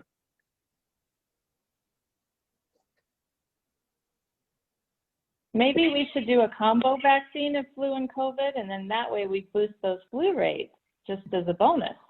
Yeah. Yeah, but that would require its own set of trials.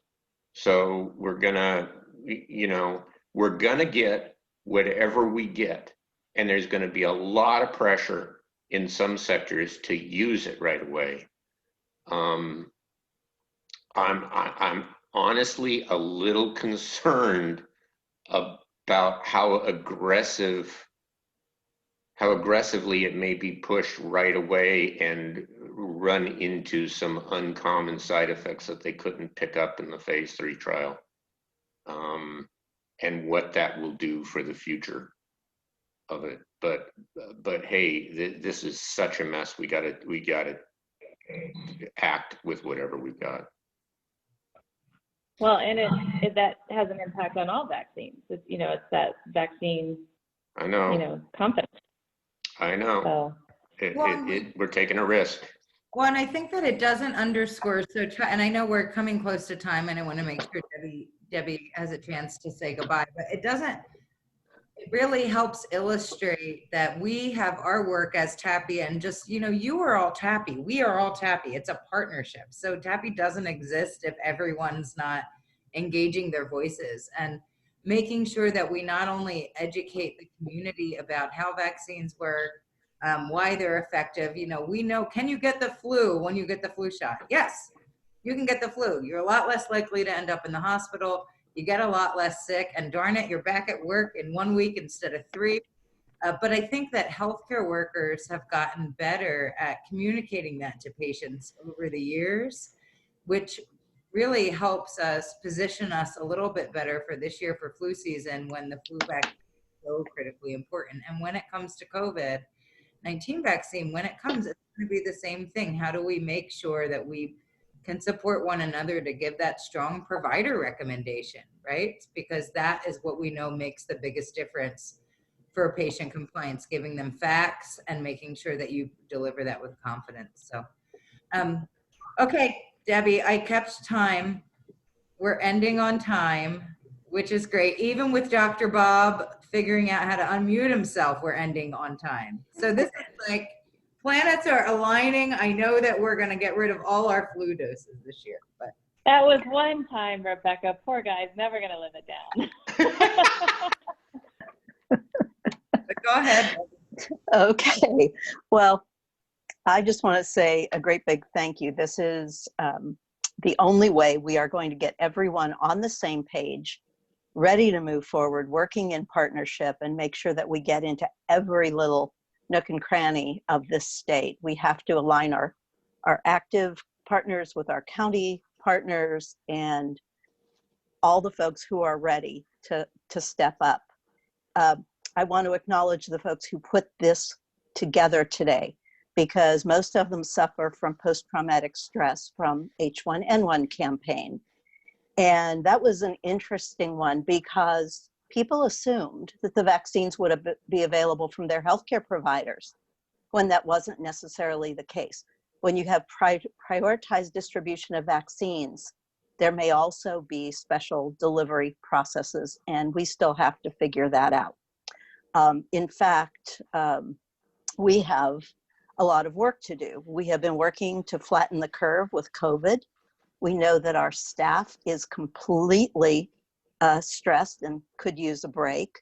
We will probably have a new curve starting if flu makes a presence in this state, but we can get ahead of it if we start today. We're waiting to hear the marketing plan that's going to be coming from ADHS. And our objective at TAPI is that all of our partners deliver the same message so that anyone who's even on the fence about flu vaccine gets the message from somebody they trust. And there's a lot of work to do. So with that, it's time to sign off, but I want to welcome all of you to the group referred to as the Floozies. This is the group that survived H1N1, and we don't use the word flu around our group very often because in our world, it's referred to as the F word. So with that, you are now all officially Floozies. You will hear from us again soon. There will be more information coming, and we have all your names, addresses, and phone numbers. So you are now initiated. Welcome and goodbye. Thank you, guys. Thank you. Goodbye. Thank you. Yeah.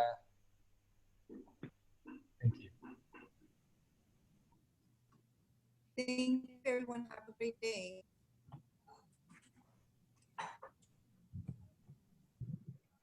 Great job, everyone. Thank you so much. Yep, great job. Thank you, We got through it in 2 hours, and we know where everybody lives. Yes, we do. I've been tracking everything.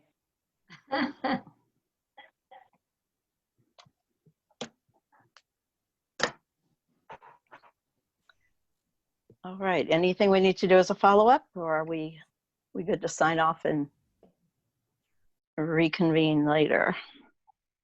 I was trying to schedule, I was tentatively trying to schedule a debrief tomorrow morning at 10. I sent out an invite to you folks. I actually didn't send one to you, Debbie. Are you available and interested tomorrow morning at 10? That's at the front end of our staff meeting. We could do a short debrief, or you can move it up to 9:30. So however you want to work it. Okay, let me see how everybody else's schedules look too. Okay. Yeah, and include me. Okay. We're traveling in the morning, but I can call in. Sounds good. Yeah, on your birthday, you're gonna do flu wrap up? That's tomorrow. That's not tomorrow. I have a day to recover before I have to seriously celebrate. Yeah. All right, good. It's well planned. Oh, good. All right. So you guys, great job, everyone. Okay, thanks for all your work. Bye-bye. Bye-bye.